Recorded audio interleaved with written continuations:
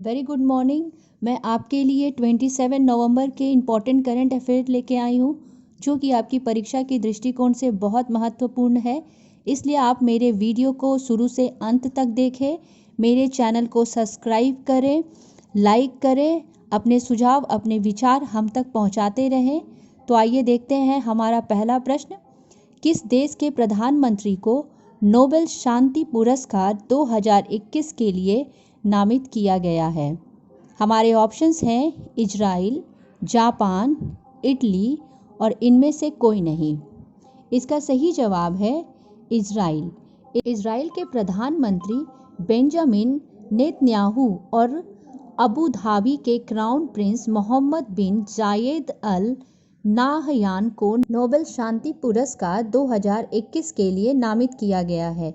इन दोनों को यह पुरस्कार अपने देशों के बीच पारस्परिक रणनीति और राजनयिक संबंधों की स्थापना के लिए दिया जाएगा। आइए देखते हैं हमारा अगला प्रश्न। किसने अफगानिस्तान 2020 सम्मेलन में भारत का प्रतिनिधित्व किया है? हमारे ऑप्शंस हैं हरदीप पुरी, एस जयशंकर, नरेंद्र मोदी, इनमें से कोई नहीं।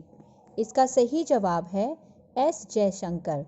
भारतीय विदेश मंत्री एस जयशंकर ने अफगानिस्तान 2020 सम्मेलन में भारत का प्रतिनिधित्व किया है और उन्होंने अफगानिस्तान में हिंसा को रोकने के लिए तत्काल और व्यापक संघर्ष विराम का आह्वान किया है।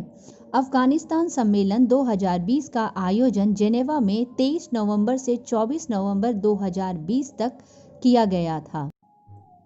आइए देखते हैं हमारा अगला प्रश्न। पीलीभीत टाइगर रिजर्व को बाघों के संरक्षण और बचाव के लिए पहली बार अंतर्राष्ट्रीय पुरस्कार TX2 मिला है। इसे अपने निरंतर संरक्षण प्रयासों और 2014 में 25 से 2018 में कितने तक बाघों की आबादी को दुगना से अधिक करने के लिए मान्यता दी गई है? हमारे ऑप्शंस हैं 65, 60, 70, इनमें से कोई नहीं। इसका सही जवाब है 65।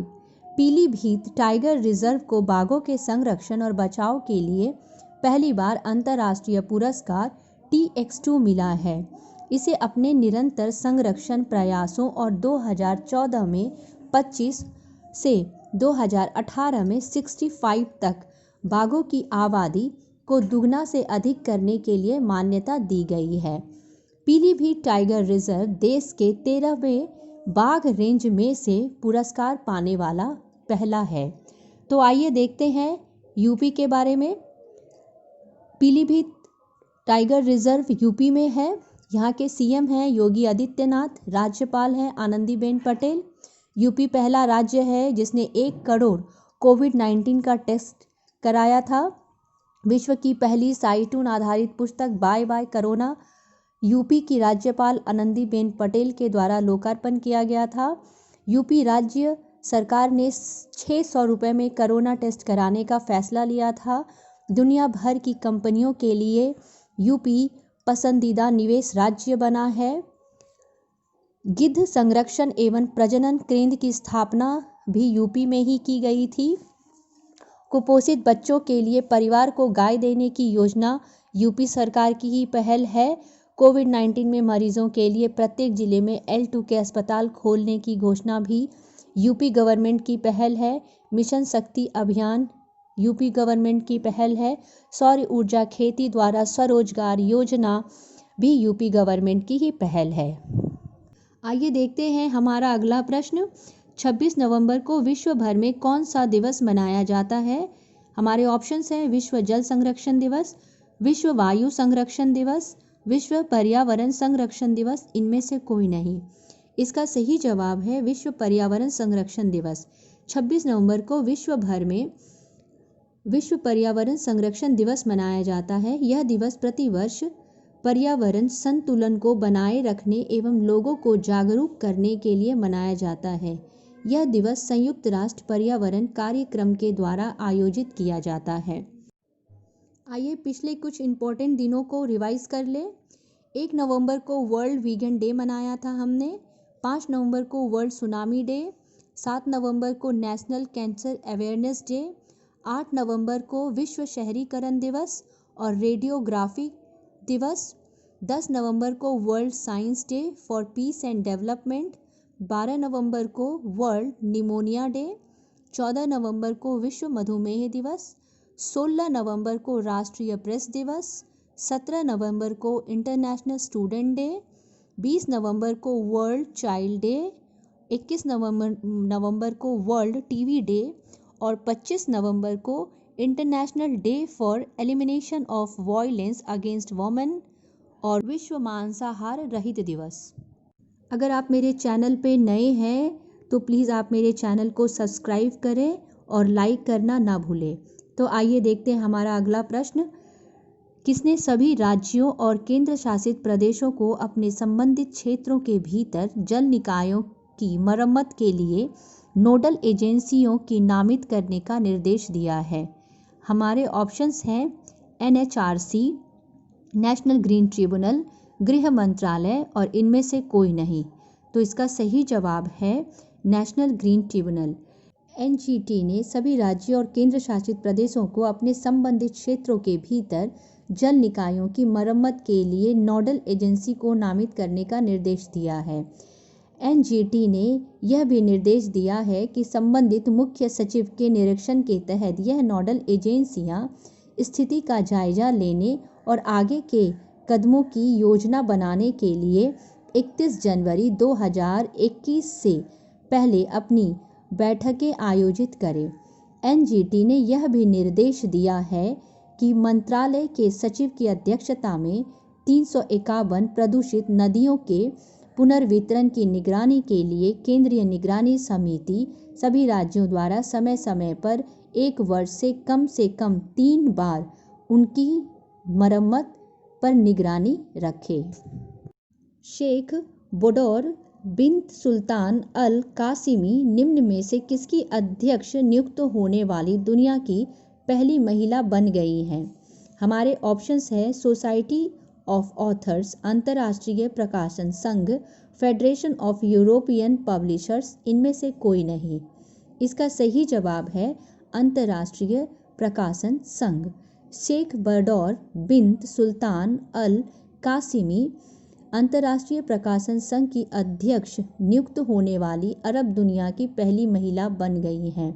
वह अर्जेंटीना की एना मारिया कैबनिलास के बाद अब इस पद पर काबिज होने वाली विश्व की दूसरी महिला बनी, जिन्होंने 2004 से 8 तक एसोसिएशन की उपाध्यक्ष और अध्यक्ष के रूप में काम किया।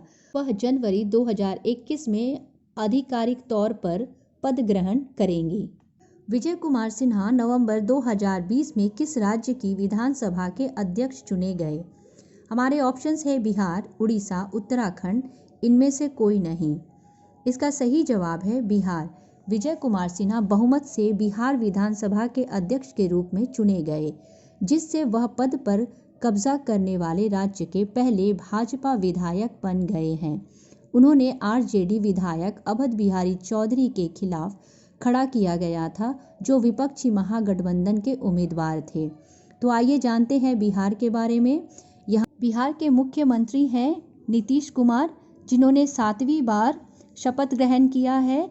गवर्नर है फागू चौहान और चीफ जस्टिस हैं संजय करोल।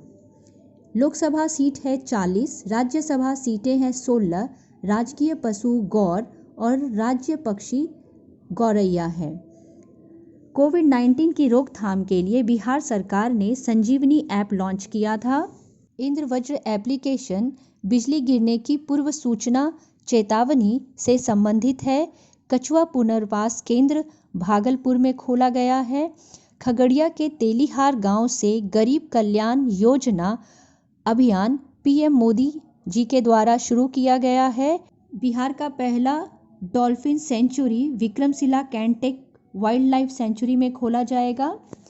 PM मोदी ने बिहार में ऐतिहासिक कोसी रेल महासेतु को राष्ट्र को समर्पित किया था 18 सितंबर को। भारत का सबसे बड़ा डबल टेकर फ्लाईओवर बिहार के छपरा जिले में बनाया गया है। आइए देखते हैं हमारा अगला प्रश्न। किस देश के पूर्व प्रधानमंत्री सादिक अल महदी का हाल में ही संयुक्त अरब अमीरात में निधन हो गया है? हमारे ऑप्शंस हैं सऊदी अरब, ताइवान, सूडान, इनमें से कोई नहीं। इसका सही जवाब है सूडान। सूडान के पूर्व प्रधानमंत्री सादिक अल महदी का हाल में ही संयुक्त अरब अमीरात में कोरोना वायरस के कारण निधन हो गया है। 84 साल के सादिक अल महदी सबसे लंबे वक्त तक सूडान के प्रधानमंत्री रहे। 1989 में सेना ने सत्ता परिवर्तन करके उन्हें गद्दी से हटा दिया। तब से सूडान के प्रधानमंत्री की जगह राष्ट्रपति के हाथ में सत्ता रहने लगी। आइए देखते हैं हमारा अगला प्रश्न। प्रधानमंत्री मोदी ने नवीकरणीय ऊर्जा के क्षेत्र में निवेश को बढ़ावा देने के लिए री इन्वेस्टमेंट 2020 के कौन से संस्करण का आभासीय उद्घाटन किया है? हमारे ऑप्शंस हैं पहले संस्करण, दूसरे, तीसरे और इनमें से कोई नहीं। प्रधानमंत्री मोदी ने नवीकरण ऊर्जा के क्षेत्र में निवेश को बढ़ावा देने के लिए री इन्वेस्ट 2020 के तीसरे संस्करण का आभासीय उद्घाटन किया है। इस नवीकरण ऊर्जा विकल्पों पर 2 दिवसीय आभासीय सम्मेलन और स्वच्छ ऊर्जा क्षेत्र से जुड़े डेवलपर्स, मैन्युफैक्चरर, इनोवेटर्स और इन्वेस्टर्स की प्रदर्शनी भी शामिल होगी। अगर आपको मेरा ये वीडियो पसंद आता है तो आप इसे सब्सक्राइब करना न भूलें। इसे लाइक करें, शेयर करें और अपने विचार और सुझाव हम तक पहुंचाते रहें। धन्यवाद।